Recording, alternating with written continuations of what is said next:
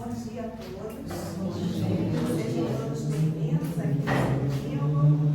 Eu vou iniciar então a nossa reunião de agora com a leitura da lição 39 do livro Vinha de Luz. O título é Em que perseveras? E perseveravam na doutrina os apóstolos e na comunhão e no partir do pão e nas orações. Atos, capítulo 2, versículo 42. Observadores menos avisados pretendem encontrar inteira negação de espiritualidade nos acontecimentos atuais do planeta. Acreditam que a época das revelações sublimes esteja morta, que as portas celestiais permaneçam cerradas para sempre. E comentam entusiasmados como se divisassem um paraíso perdido, os resplendores dos templos apostólicos, quando um pugilo de cristãos renovou os princípios seculares do mais poderoso império do mundo. Asseveram muitos que o céu estancou a fonte das dádivas, esquecendo-se de que a generalidade dos crentes entorpeceu a capacidade de receber. Onde a coragem que revestia corações humildes à frente dos leões do circo? Onde a fé que punha afirmações imortais na boca ferida dos mártires anônimos? Onde os sinais públicos das vozes celestiais? Onde os leprosos limpos e os cegos curados? As oportunidades do Senhor continuam fluindo, incessantes sobre a terra. A misericórdia do Pai não mudou. A providência divina é invariável em todos os tempos. A atitude dos cristãos, na atualidade, porém, é muito diferente. Raríssimos perseveram na doutrina dos apóstolos, na comunhão com o Evangelho, no espírito de fraternidade, nos serviços da fé viva. A maioria prefere os chamados pontos de vista, comunga com o personalismo destruidor, fortalece a raiz do egoísmo e raciocina sem iluminação espiritual. A bondade do Senhor é constante e imperecível. Reparemos, pois, em que direção somos perseverantes. Antes de aplaudir os mais afoitos, procuremos saber se estamos com a volubilidade dos homens ou com a imutabilidade do Cristo. Vamos fechar nossos olhos?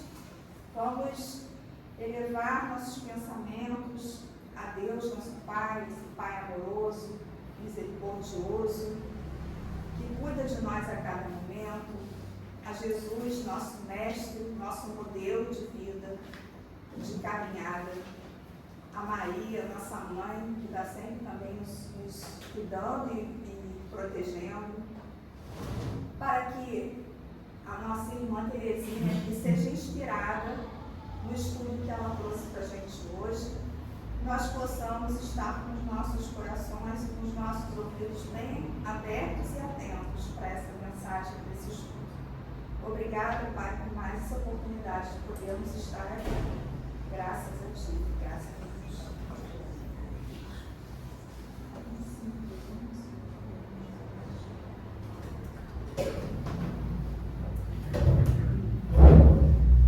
Que a paz de Jesus esteja com todos nós, que efetivamente a gente se situe nesse ambiente, se desligando das preocupações, dos aborrecimentos exteriores. Para início de conversa, já começamos o estudo com esta página em que perseveras, que já fala para que direção vai o nosso pensamento, quão intensa ou fraca é a nossa vontade e como está a nossa fé. Vamos perseverar quando conseguirmos nos conhecer e estabelecer esses parâmetros, entendendo que tudo está dentro de nós. Quando Jesus nos recomendou que brilhe a vossa luz diante dos homens, é essa nossa educação. Porque nós temos, eu gosto muito da imagem que Leon Denis traz no livro O Invisível, que ele fala que nós estamos no nível evolutivo mais baixo. Os espíritos superiores a quem pedimos auxílio estão bem elevados. Então, como é que eles chegam até nós? No nosso pequeno esforço de nos melhorarmos, educando o nosso pensamento, direcionando a nossa vontade para o bem, como o texto fala ali, onde pomos nas coisas perecíveis ou já estabelecemos objetivos para a vida eterna. Então, o nosso desafio de hoje, né? Porque é um bocado de coisa que a Regina me passou, a questão do poder do pensamento, da vontade e da fé. Isso são temas assim complexos, mas muito interessantes, porque nós não imaginamos. Às vezes a gente pensa, não, eu só pensei, mas quando nós pensamos, nós irradiamos, nós emanamos de nós aquela energia. Então, eu trouxe o problema do ser, do destino, da dor, do Leon Denis, e ele vem falar sobre, ele fala o pensamento, a vontade e o amor, entre outras coisas. Diz assim, o pensamento é criador, assim como o pensamento do eterno, né, do Pai, projeta sem cessar no espaço os germes dos seres e dos mundos, assim também o do escritor, do orador, do poeta, do artista, faz brotar e florescer ideias. Porque antes de tudo, nós imaginamos, tudo que existe, antes foi idealizado ali na mente. A pessoa pensou, planejou, até executar a obra. É grande, a missão dos obreiros do pensamento é grande, temível e sagrada. É grande e sagrada porque o pensamento dissipa as sombras do caminho, resolve os enigmas da vida e traça o caminho da humanidade. Para que direção está o nosso pensamento? É a sua chama que aquece as almas e ilumina os desertos da existência. É terrível porque seus efeitos são poderosos tanto para a subida como para a ascensão. Exatamente o que Emmanuel fala na página inicial. Às vezes a gente diz, está tudo ruim, está tudo errado, porque a gente vê tanta coisa desequilibrada, porque pessoas que pensam negativamente têm muita influência e criam essa atmosfera e nós vamos entrando nela, né? Ela disse assim, ele diz aqui, continua, a vida atual é, como se sabe, um simples episódio de nossa longa história, um fragmento da grande cadeia que se desenrola para todos através da humanidade. Porque quando Jesus disse, há muitas moradas na casa do meu Pai, e que cada um de nós habita a morada adequada ao seu nível evolutivo. O nosso é de provas e expiações. E eu fiquei muito aliviada quando eu entendi que todos nós queremos ir por um mundo de regeneração. Que o mundo de regeneração não é de seres perfeitos, é de pessoas como nós, que apesar das imperfeições, a gente cai, levanta, estamos nos esforçando para sermos melhores. Então isso é o ponto crucial. Perfeito, no mundo de regeneração ainda não vai ter menos mal, o mal já não vai predominar, como aqui, mas será povoado de seres que estão empenhados em ser melhores. E quem me conhece sabe que eu tenho vários mantras, e um deles é de Paulo de Tarso, que está em Romanos. O bem que eu quero não faço, o mal que eu não quero, esse eu ainda faço. Porque nós ainda estamos em aprendizado. Então, quando entendemos, como Leon Denis fala aqui, a nossa existência agora é um simples episódio na nossa longa história, na nossa longa caminhada. E constantemente recaem sobre nós, em brumas ou claridades, os resultados de nossas obras, a cada um segundo as suas obras. Isso é inexorável, é da lei, não é castigo, é da lei.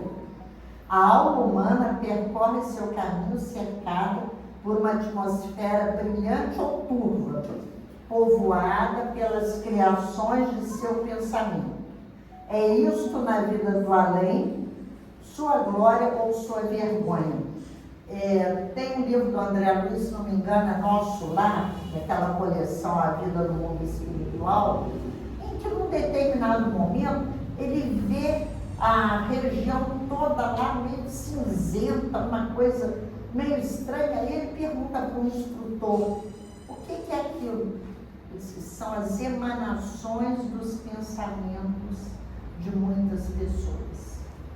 Então, os Espíritos, nós temos no Evangelho, lá no capítulo 17, ação da prece, transmissão do pensamento, que é fantástico, eu recomendo a todos sempre essa leitura, porque até então a gente fazia a nossa oração, ajuda o fulano está doente, e eu estou precisando, a minha família, mas a gente sabia bem como é que agia.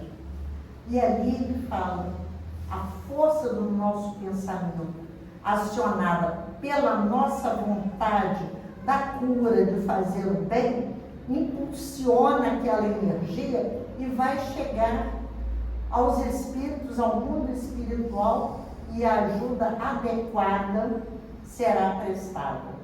Sempre. Então, quando Jesus diz, pedi e recebereis, batei e a porta se abrirá. É necessária a nossa ação, porque, afinal de contas, como está lá nas questões 23, 24, bem ali no início do Livro dos Espíritos, o Espírito é um ser inteligente da criação.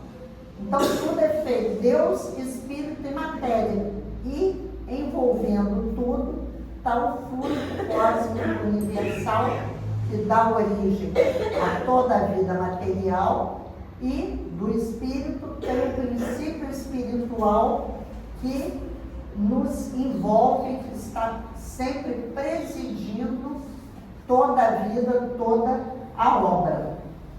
Para dar ao pensamento toda a força e amplitude, nada há mais eficaz que a investigação dos grandes problemas. O que Leon Denis nos recomenda aqui? Essa autoanálise. Vamos nos conhecer, que são 919 do Livro dos Espíritos, vamos nos conhecer, vamos nos analisar, vamos ver a situação geral sob esse ponto de vista da vida imortal, da vida do espírito que não se acaba nunca, dos nossos relacionamentos, o quanto eu estou contribuindo para que isso melhore.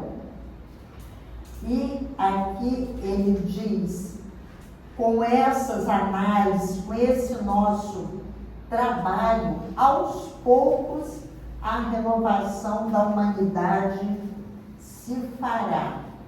Eu trouxe aqui esse livro maravilhoso que é o Pensamento e Vida, que no prefácio é do Emmanuel.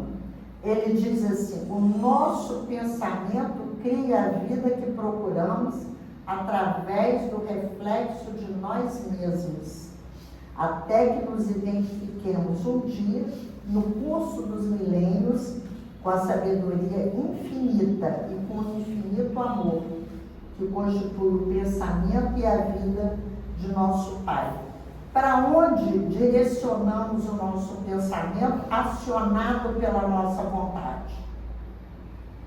Porque é necessário que a gente tenha essa consciência do quanto o nosso pensar influencia. E nós mesmos, hoje, a medicina psicossomática trabalha muito em cima disso. Qual é o seu estado mental? O que você está pensando? Ai, eu estou doente, estou fraca, não tem jeito. Ou então você, não, estou doente sim, mas tem recurso. Eu vou procurar na casa espírita, eu vou procurar o médico, o psicólogo, o psiquiatra, o que for necessário, e vou caminhar. Entrar para colaborar em algum trabalho que veja o outro, porque isso é muito importante também. Nós temos aqui no Livro dos Espíritos, Kardec pensou em quase tudo, pode-se dizer, né? Na questão 833, ele pergunta: haverá no homem alguma coisa que escape a todo constrangimento e pela qual goze ele de absoluta liberdade? Que aqui está no capítulo da Lei de Liberdade. E os Espíritos dizem: nós ainda não temos condição de ter a liberdade plena. Aqui a liberdade é relativa. A minha liberdade está limitada do outro. Eu não posso violentar, desrespeitar o outro. Isso é abuso. Então, onde é que o ser humano é totalmente livre? No pensamento. Goza o homem de ilimitada liberdade, pois não há como lhe pôr obstáculos. Pode-se lhe deter o voo, porém não aniquilá-lo. Você pode chegar para a pessoa e dizer: você não pode pensar isso não está correto, essa direção não está certa.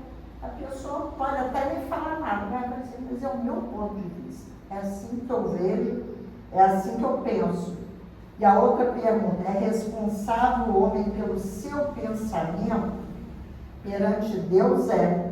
Somente a Deus sendo possível conhecê-lo, ele o condena ou absolve segundo a sua justiça.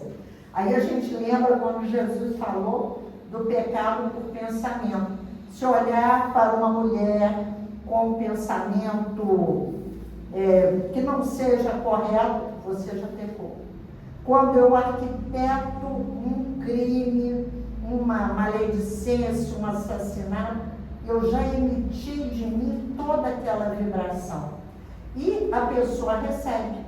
Assim como recebe a minha prece, a minha boa vibração, recebe também esta energia. Eu gosto muito desse livro, Enfoques Doutrinários, do Danilo Vilela. O Danilo já está idoso, até agora tem 3 volumes. O Danilo tem muita cultura e ele escreve, você vê que esse livro fininho, ele pôs reflexões sobre o Livro dos Espíritos e o Evangelho. E sobre essa noção, sobre o pensamento, sobre a liberdade de pensar. É muito interessante porque esse livro do Danilo é de 2006. Ainda não estava nesse auge de mídias, de redes sociais.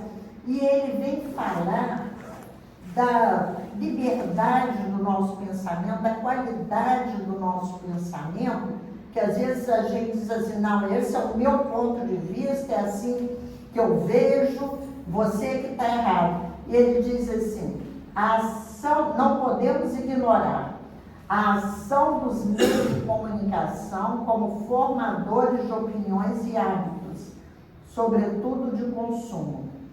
Nossa liberdade de pensar, conquanto existindo sempre, tornou-se assim mais difícil, pois seu exercício pleno passou a exigir maior atenção e espírito crítico, para não confundirmos o que realmente seja produto de reflexão e elaboração nossa,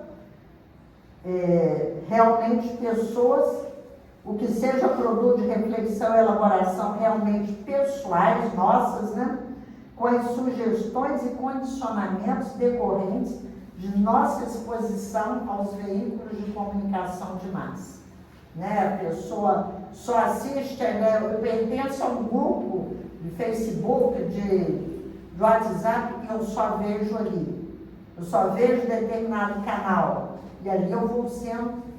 Vai chegar um ponto que eu não sei mais o que é meu ou quanto eu absorvi. Ele disse assim, nossos pensamentos não são atos virtuais, são concretos. E é necessário que tenhamos cautela quanto à qualidade deles. Deixa eu ver aqui do pensamento, se tem mais...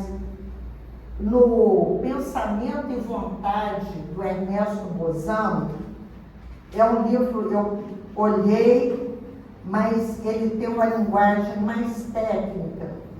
Então, o que eu achei melhor ali para nós, eu tirei um trecho do livro. Só uma pequena... Aqui. Ele diz assim... Esta nova definição científica do ser vivente decorre irrefutável e segura deste grande acontecimento, o de haver sido demonstrado pelos fatos. Então, ele vem analisando a ação do pensamento e o quanto a nossa vontade é soberana. É a definição pela qual o pensamento e a vontade são forças plásticas e organizadoras. Olha que coisa interessante, né? E aqui ele continua falando que essa descoberta demoliu a crença materialista, porque os materialistas acreditam que tudo é matéria. O que é o pensamento? Qual o conteúdo? Como é que você pega o pensamento? Só o seu resultado. Então, dizer que ele continua. Então, investigações pertencentes a todos os ramos científicos se basearão nesses conceitos, decalcados no postulado da onipotência da matéria, quando, na verdade, deverá um tempo alicerçado no postulado diametralmente contrário, da onipotência do espírito. Então, cada dia mais nós vemos investigações provando o quanto os valores mentais e espirituais têm força. Tem até uma experiência, eu não sei dizer onde foi, um submarino americano que estava num local sem comunicação e foi posta ali uma pessoa que tinha a capacidade da telepatia. Em terra, outro. E aí ele transmitiu uma mensagem e o outro captou de onde estava. Porque nós sabemos que os espíritos dizem que no mundo espiritual a comunicação é pelo pensamento. Nós aqui muitas vezes temos isso. Diz assim, pensei em fulano, ele me ligou, ele mandou uma mensagem, ele apareceu, você fala, nossa, adivinhou, eu ia falar com você agora. Nós já temos isso de uma forma mais simples, né? Ainda não tão precisa, não tão intencional. Aí nós falamos da vontade. O que nós entendemos pela vontade? Aqui no Livro dos Espíritos também nós temos o capítulo do livre-arbítrio, que Kardec também da liberdade de pensar, liberdade de consciência, livre-arbítrio. Não, eu ajo assim, essa é a minha decisão, e também ele vai falando. O livre-arbítrio vai nos sendo dado à medida que evoluímos e que temos condições de fazer boas escolhas. Às vezes fazemos escolhas ruins e vamos aprendendo com a experiência. Aqui, Leon Denis está na terceira parte, as potências da alma, né? A vontade, o pensamento e o amor. O estudo do ser, a que consagramos a primeira parte, deixou-nos entrever a poderosa rede das forças das energias ocultas em nós. Mostrou-nos que todo o nosso futuro, em seu desenvolvimento ilimitado, lá está contido em germe. Porque Jesus diz, né, diz o salmista, sois deuses e que brilha a vossa luz. Então, toda a perfeição possível está em nós. As causas da felicidade não se acham em lugares determinados no espaço, como a gente pensava antigamente, né? Céu, inferno, purgatório, limbo, tinha lugar determinado. Mas o céu é o céu que a gente vê, mas a terra gira, então o céu se modifica. Estão em nós, nas profundezas misteriosas da alma, o que é confirmado por todas as grandes doutrinas. E aqui ele vem falar que há em toda a alma humana dois centros, ou melhor, duas esferas de ação e expressão. Uma, quer dizer, diz respeito a nós mesmos, né? A nossa personalidade, paixões, fraquezas, etc. A outra interna, profunda e imutável, ao mesmo tempo, a sede da consciência. Então, os Espíritos já disseram, onde está escrita a lei de Deus, na consciência. Quer dizer, os nossos atos exteriores que nos caracterizam, que nos marcam, podem estar em desacordo com a nossa consciência, mas atendem aos nossos interesses imediatos. E dizer assim, é pela vontade que dirigimos nossos pensamentos para um alvo determinado. Teve uma vez que o Haroldo Dutra, numa palestra, falou que ele estava mal. Foi uma época que ele estava para baixo, estava muito mal. Aí uma pessoa chegou para ele e disse assim, você está mal, né? Estou muito mal. Então reza para mim. Mas como assim? Eu ia te pedir para rezar para mim, porque eu estou muito mal. Não. Quando a gente está em muito sofrimento, um familiar doente, um filho doente, a força, a energia que a gente põe nessa prece, nesse pedido, é enorme. Muito maior do que quando está tudo bem. Às vezes a gente vai deitar, não, tá, boa noite, tá, obrigada. Mas quando alguma coisa nos aflige, ali a nossa vontade se expressa com toda a sua força. Ele diz assim, o princípio da evolução não está na matéria, está na vontade, cuja ação tanto se estende à ordem invisível das coisas, como à ordem visível e material. Tudo, a gente para viver, para agir, tem que saber realmente o que quer, mas, como Emmanuel disse no texto também, o quanto nós realmente queremos as coisas que vão ser boas para nós, ou queremos ali de superfície. Ah, não, agora eu quero isso. Ó, você já ganhou. Não quero mais não, quero outra coisa. Então, saber o que é desejo, eu desejo ter, e a minha vontade de me melhorar entendendo essa diferença. Esta é simplesmente a consequência daquela, né? A material é consequência da invisível. A vontade, o princípio superior, o motor da existência é a vontade.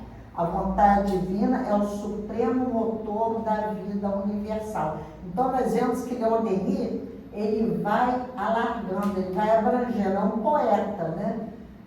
Está lá na questão número 1 do Livro dos Espíritos, que é Deus, a inteligência suprema, causa primária ou primeira de todas as coisas, deu origem a tudo. Ele diz, graças à vontade divina, criou tudo e é o que nos dá condição de continuarmos caminhando.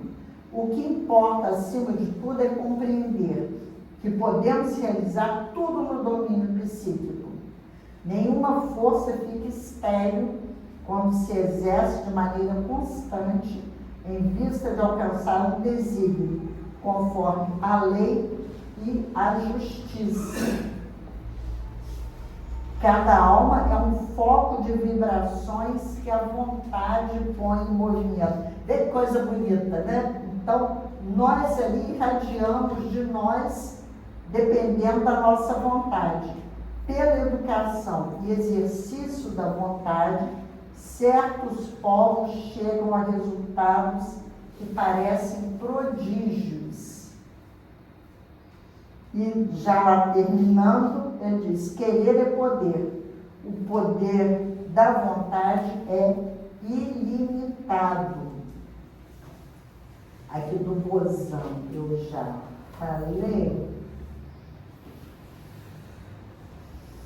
Em Fotos Doutrinários 36, eu já foi aquele da liberdade de pensar, porque eu não quero perder o que eu anotei. Então, nós vamos vendo que o pensamento e a vontade estão interligados. Que nós, educando o nosso pensamento, nós também vamos saber educar a nossa vontade. Porque uma criança, qual é a vontade da criança? Ter aquele brinquedo, poder brincar sem parar. Mas os pais, os educadores vão ali direcionando os seus interesses para que ela saiba fazer boas escolhas. Não se deixe influenciar, entenda o que realmente tem valor. Hoje em dia a gente vê muito pais e educadores mimando as crianças, não porque ele é diferente. Olha, tem um amigo, né, que fala, o enteado dele tem síndrome do opositor. Toda criança briga com o limite. Então, cabe aos pais ir ali educando para que a criança aprenda a se analisar, aprenda a se conhecer, e quando chega com algum pensamento, o coleguinha fez isso, aquilo, também vou fazer, os pais vão direcionando no bem. Que isso, num nível pequeno, e que à medida que cultivamos e desenvolvemos, vai se alargando, vai influenciando toda a vida ao redor. E chegamos na fé, né? Tem um livro que eu indico sempre, que eu gostei muito, tinha um cardiologista no nosso grupo de estudo. Isso já tem, bem antes da pandemia. Aí ele falou que foi num congresso de cardiologia na Bahia, e esse foi o livro mais vendido. Fé, Evidências Científicas. Eu até anotei aqui, deixa eu ver o nome dele, do autor, Jorge Vaillant, é professor da Universidade de Harvard. E ele diz assim: o que importava para Confúcio, Sócrates, Cristo, Isaías, que foi o profeta do Antigo Testamento, né, que dizia que o Cristo, que o Messias viria, esperava o Messias. O que importava para todos eles não era o que as pessoas acreditavam individualmente, mas como elas se comportavam. Então não adianta eu dizer, eu tenho fé em Deus, em Jesus, eu não sei mais em qual espírito, mas se a minha vida, se a minha ação, se os meus pensamentos são de desejar o mal, são de fazer o mal. Então o mais importante é nós aplicarmos isso. E ele diz que ele define fé como crença cognitiva e não confiança emocional. Não é uma coisa, eu acredito, não, eu entendi. Aí nós vamos ver que aqui no Evangelho, a fé, vamos ao Evangelho, quando Kardec coloca na capa de rosto aqui do Evangelho a famosa frase: fé inabalável só é aquela que pode encarar a razão face a face em todas as épocas da humanidade. A minha fé tem que ter uma consistência, porque na hora da provação que chega para todos nós precisamos de estar fortalecidos. E ele pôs no livro também um comentário de Gandhi, que eu acho que a maioria que conhece. Não tenho o seu cristianismo em muito boa conta, mas gosto do seu Cristo.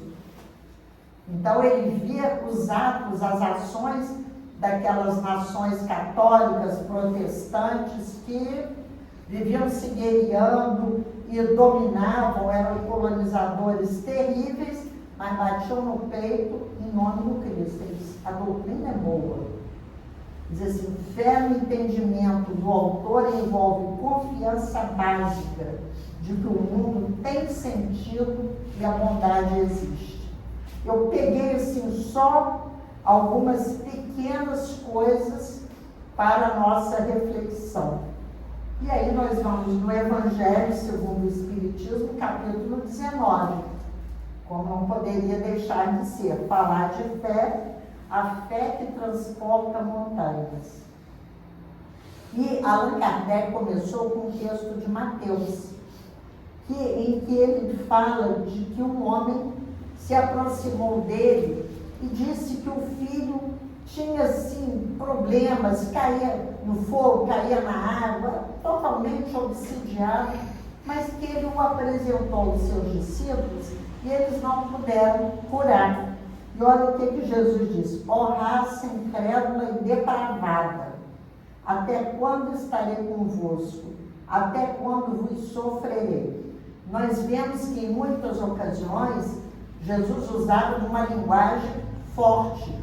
Depravado não é o depravado que a gente entende hoje. É porque não estava ainda imbuída daquela direção do bem, o pensamento direcionado, a vontade bem direcionada. Aí se traga o menino. E aí ele, ameaçando o demônio, ele saiu do menino e ficou são. Aí os discípulos não entenderam, ó, nós fizemos tudo que o Senhor ensinou, tudo que o Senhor falou.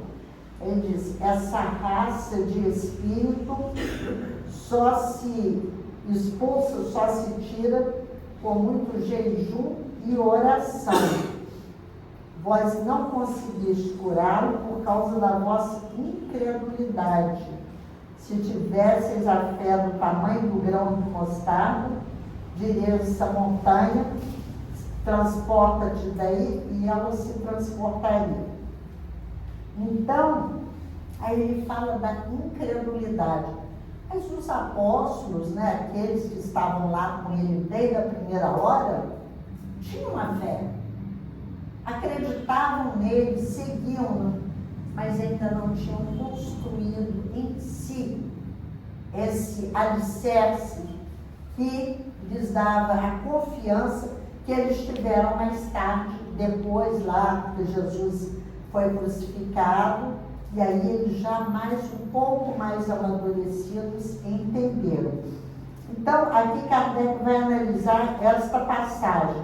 Ele diz assim, no sentido próprio, a gente pode dizer que a fé é a confiança nas próprias forças, que nos torna capazes de fazer o que queremos. Quantas vezes surgem desafios terríveis, você diz, não, mas eu vou conseguir. Isso eu vou conseguir, porque eu quero, uma coisa importante para mim, e a gente vai, luta, vence os desafios, às vezes até não consegue. Aí diz, poxa, eu fracassei. A gente não fracassa nunca, porque já sabemos que aquela experiência, daquele jeito, não seria adequada para nós, não seria um momento, mas nós batalhamos, porque a lei do trabalho é para todos, nós estamos aqui para isso. Meu objetivo é esse, eu vou batalhar para conquistá-lo. Então, eu tenho confiança de que eu vou conquistar. Diz assim, noutra acepção, entende-se como fé a confiança que se tem na realização de uma coisa, né? A fé sincera e verdadeira é sempre calma, faculta a paciência que sabe esperar, porque tendo seu ponto de apoio na inteligência e na compreensão das coisas, tem a certeza de chegar ao objetivo visado. Então não é por sair pregando, proclamando em praça pública, querendo converter os outros, que eu estou mostrando a minha fé.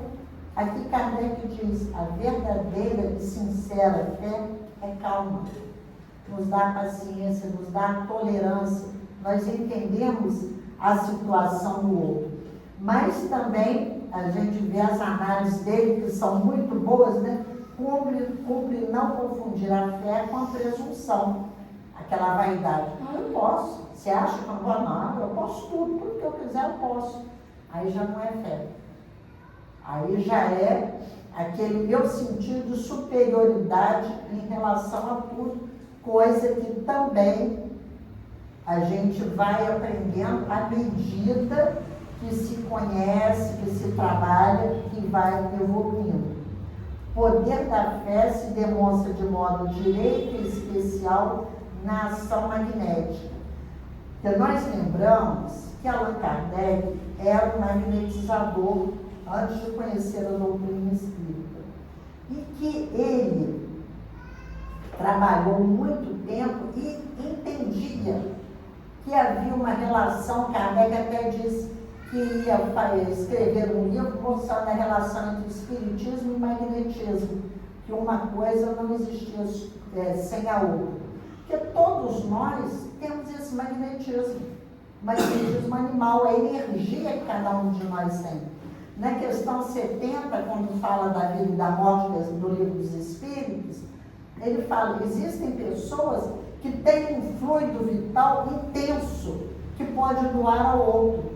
O outro ou já tem menos, a gente vê que pessoas já são mais devagar, ou está temporariamente debilitado. Então, aquele que tem, doa. E pode acontecer da pessoa que tem muito fluido vital, muita energia, ela também ficar enfraquecida.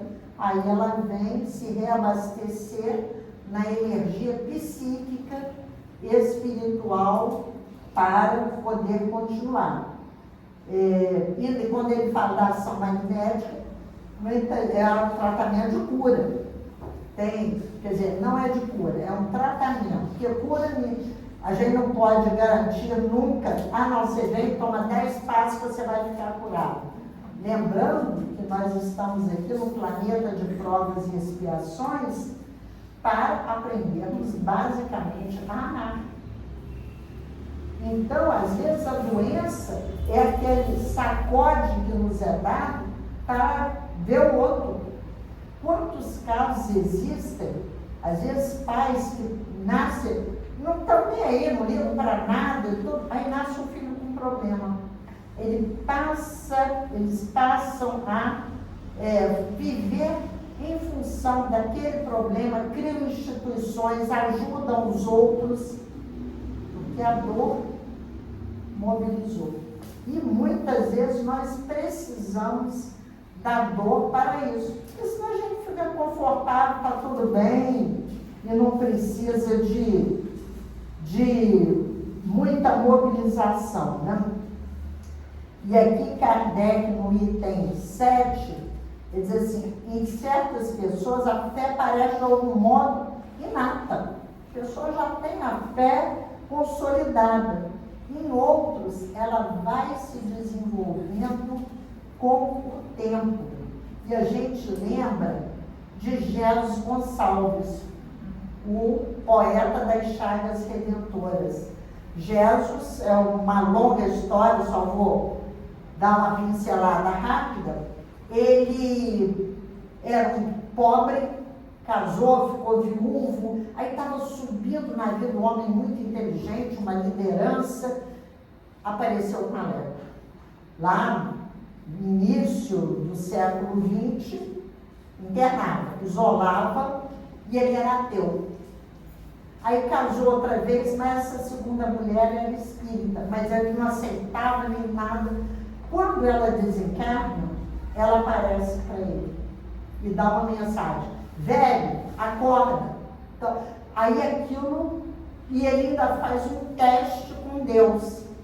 Ele sentia muitas dores, né? A lepra era terrível, não tinha os remédios que tem hoje. Ele pôs um copo d'água e disse: se você existe, você vai pôr um remédio aqui para melhorar essa minha dor. Aí daí a pouco ele tomou o remédio, melhorou. Aí ele passou a acreditar, a saber que havia essa realidade. Fundou um centro espírita Santo Agostinho e já tinha jornal lá no Leprosário, banda de música, tudo que ele dirigia, mas a fé dele foi sendo construída com as dores, com as lutas da vida. Eu quero terminar com uma historinha do Jesus no Lar. É o texto número 32, A Fé Vitoriosa.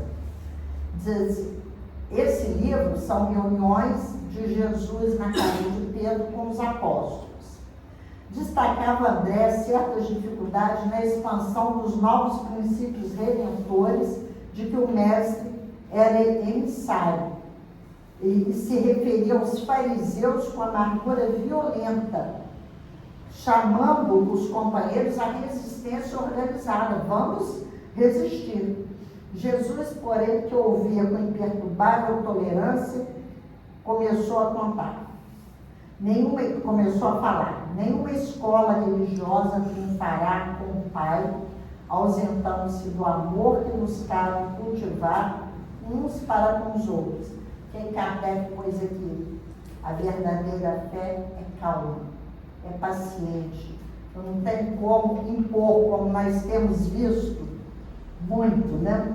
Aí ele vai contar uma história, porque sempre Jesus conta uma história. Na época da fé selvagem, 3 homens primitivos com as suas famílias se localizaram em vasta floresta. E, findo algum tempo de convívio fraternal, passaram a discutir sobre a natureza do Criador. Um deles pretendia que o Todo-Poderoso vivia no trovão, outro no vento e o outro no sol. Todos se sentiam filho dele, mas queriam a viva força, a preponderância individual nos pontos de vista.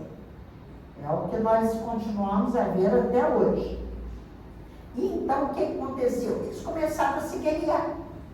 Guerrearam, que a situação ficou num ponto que não tinha como. E eles todos invocando ainda o Senhor para o seu lucro, para o seu modo de pensar e de agir. Então, o pai, vendo aquilo, enviou um anjo amigo. O mensageiro visitou-lhes o reduto na forma de um homem vulgar, e longe de retirar-lhes os instrumentos com que destruíam a vida, afirmou que os patrimônios de que dispunham eram todos preciosos entre si, elucidando tão somente que necessitavam imprimir nova direção às atividades em curso. Falou, vocês 3 estão certos. O Pai está no sol, que sustenta as criaturas, no vento, que auxilia a natureza, e no trovão, que renova a atmosfera. E com muita paciência esclareceu a todos que o Criador só pode ser honrado pelos homens através do trabalho digno e proveitoso. Aí foi ensinar a cada um como utilizar aquela ferramenta que ele estava usando para destruir no bem e na construção. Os contendores compreenderam então a grandeza da fé vitoriosa pela ação edificante, e a discórdia terminou para sempre. Aí Jesus conclui: em matéria religiosa, cada crente possui razões respeitáveis e detém preciosas possibilidades que devem ser aproveitadas no engrandecimento da vida e do tempo, glorificando o Pai. Então, todos nós temos recursos ilimitados. Quando a criatura, porém, guarda a bênção do céu e nada realiza de bom em favor do semelhante, a benefício de si mesma, assemelha-se ao avarento que se precipita no inferno da sede e da fome, no intuito de esconder indebitamente a riqueza que Deus lhe emprestou.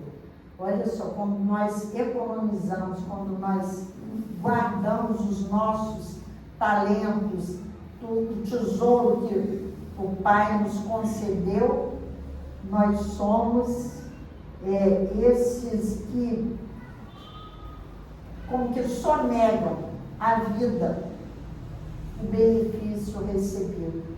Porque nós temos no livro dos Espíritos, prova da riqueza e da miséria. A prova da riqueza é para a gente crescer, para aprender, mas aprender a beneficiar os outros. Ensinar o que já sabemos. Eu não sei muito, mas o outro sabe menos do que eu, então eu vou acolher e vou ensinar. Diz assim, a riqueza que Deus lhe emprestou, sabendo que tudo é empréstimo. Quando partimos, nós vamos deixar tudo isso, só levamos as nossas conquistas intelectuais e morais. Por isso mesmo, a fé que não ajuda, não instrui e nem consola, não passa de escura vaidade do coração. Entende? Isso é forte. Marquete, pesado silêncio desceu sobre todos e André baixou os olhos tímidos para melhor fixar a mensagem de luz. Então, nós temos essa consciência de que a fé é importante, mas ela tem que estar alicerçada na razão. Deus deu a inteligência ao ser humano para que nós a usemos bem. E essa nossa inteligência, o que nós pensamos, como nós agimos, é determinado pela nossa vontade, ambos fortalecidos pela nossa fé na vida, no Pai que nos ampara e em todo esse círculo de proteção que temos, porque nenhum de nós está sozinho. Para nascer, para se alimentar, para viver, dependemos sempre uns dos outros. Nós confiamos em que teremos um transporte para vir, para voltar, que alguém plantou a comida, outro colheu, outro transportou, que eu vou comer, que esse espaço vai estar preparado quando nós chegarmos. Então, que aprendamos que fazemos parte de toda essa estrutura e que podemos fazer alguma coisa para ajudar a mantê-lo. O que eu posso fazer? Todos nós podemos fazer alguma coisa. Não vou fundar um centro espírita, não vou fundar um asilo para crianças ou velhos, mas eu posso colaborar. Eu posso também fazer as minhas preces emitindo boas vibrações, trabalhando o perdão, a tolerância, a compreensão, a fraternidade. Que é com esses valores que o nosso mundo irá melhorar definitivamente. Eu falei que ia terminar com aquele, enganei vocês, desculpa. Olha, Confia Sempre, do livro da Meimei, é um poema da Meimei, eu anotei aqui, que está no livro Prece do Coração, se não me engano, anotei, mas não sei mais aonde. Não percas a tua fé entre as sombras do mundo. Ainda que teus pés estejam sangrando, segue para frente, erguendo-a por luz celeste acima de ti mesmo. Crê e trabalha. Esforça-te no bem e espera com paciência. Tudo passa e tudo se renova na terra, mas o que vem do céu permanecerá.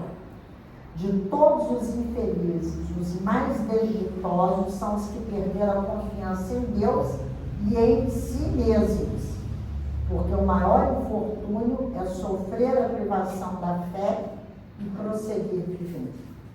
Eleva, pois, o teu olhar e caminha, luta e segue, aprende e adianta-te. Brilha a alvorada além da noite. Hoje é possível que a tempestade te amarfanhe o coração e te atormente o ideal, aguilhoando-te com a aflição ou ameaçando-te com a morte. Não te esqueças, porém, de que amanhã será outro dia. Muita paz. Obrigada.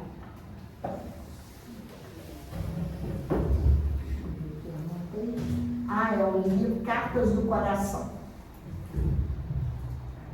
Nós que agradecemos, né, o estudo dela, a disponibilidade da Terezinha, né? Antes da gente encerrar essa parte aqui do trabalho de hoje, eu queria só lembrar, né, que a gente ainda está arrecadando mantimentos para fechar as cestas do mês, tá? Quem puder ajudar, tanto ou transferindo, ou mesmo trazendo algum alimento, tá? Da forma que for mais prática para vocês.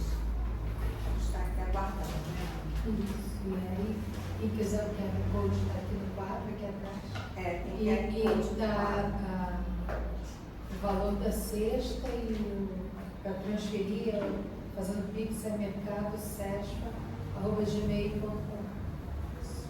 E aí, outra vez que eu queria dar é que a gente vai ter um café junino, dia 29 de junho, tá? Então, se vocês puderem participar, vai ser, né, quitutes de comida junina mesmo. Então, venham preparados a partir das 9 horas da manhã. A gente vai estar aqui esperando vocês, tá bom? Vamos então encerrar com outra oração, né? Vamos agradecer novamente por podermos estar aqui, agradecer a esses nossos irmãos aqui, benfeitores dessa casa, que oram por nós, que nos ajudam nessa caminhada, cuidam de nós com todo carinho, e pedir por essa semana que se inicia, que seja uma semana de muita paz, que a gente possa trabalhar mais um pouquinho, né, os nossos pensamentos, para que eles sigam o caminho do bem, que os nossos passos saiam muito do caminho correto. Obrigada, Pai, por tudo, e pedir para vocês, quem for